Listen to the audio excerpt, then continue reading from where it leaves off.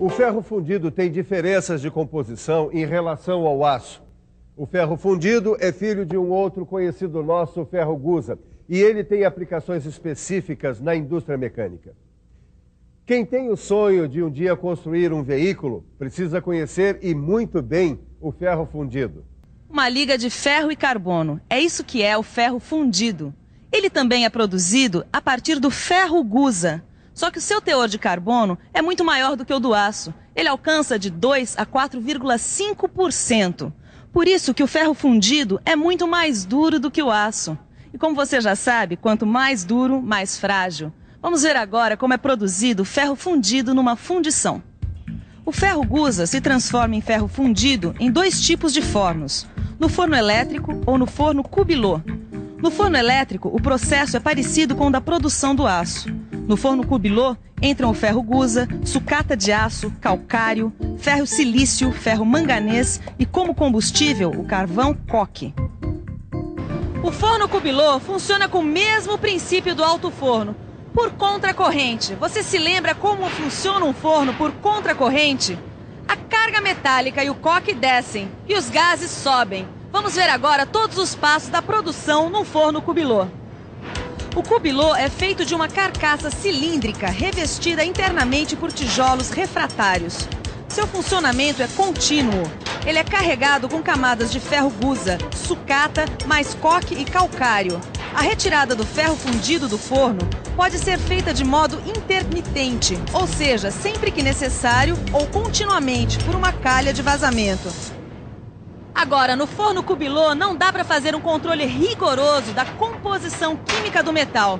Por isso, ele é usado na fabricação de peças de ferro fundido que não sofrerão grandes esforços. Antes de você conhecer os tipos de ferro fundido, deixa eu falar um pouco mais sobre ele. Ferro fundido é o que a gente chama de liga ternária. Isso quer dizer que ele é composto por 3 elementos: o ferro, o carbono e o silício. Agora, o que define cada tipo de ferro fundido é a quantidade de elementos que entram na sua composição, assim como o seu resfriamento. Quer dizer, a maneira pela qual ele é resfriado quando sai do forno.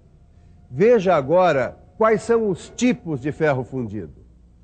O ferro fundido pode ser cinzento, branco, maleável ou nodular. A aparência da fratura é que determina o tipo de ferro fundido depois que ele resfria. Agora, o que causa a aparência ser branca ou cinzenta? É a forma como que o carbono se apresenta depois que o metal fica sólido. Está aqui, o aspecto dos tipos de ferro fundido.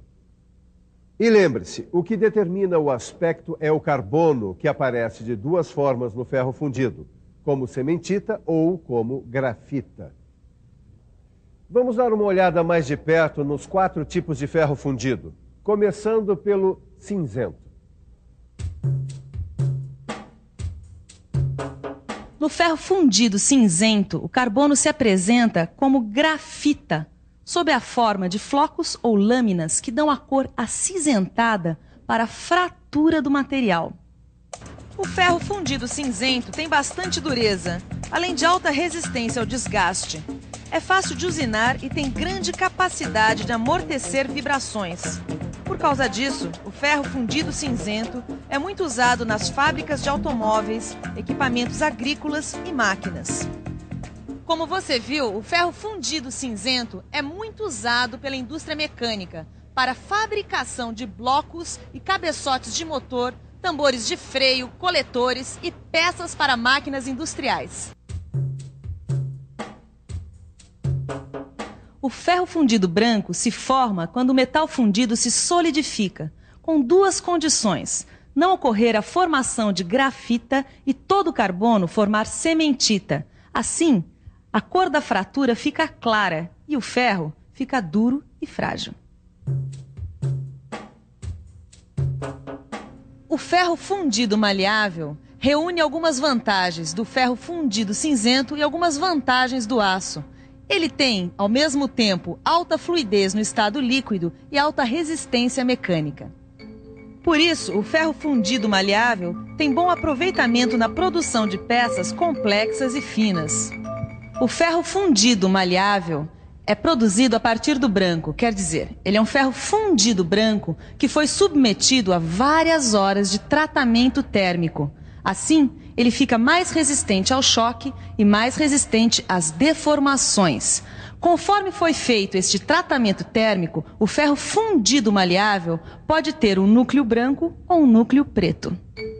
O de núcleo preto é usado para a fabricação de suporte de molas, caixas de direção, cubos de rodas, bielas e conexões para tubulações. Já o de núcleo branco é indicado para a fabricação de barras de torção, capas de mancais e flanges para tubos de escapamento.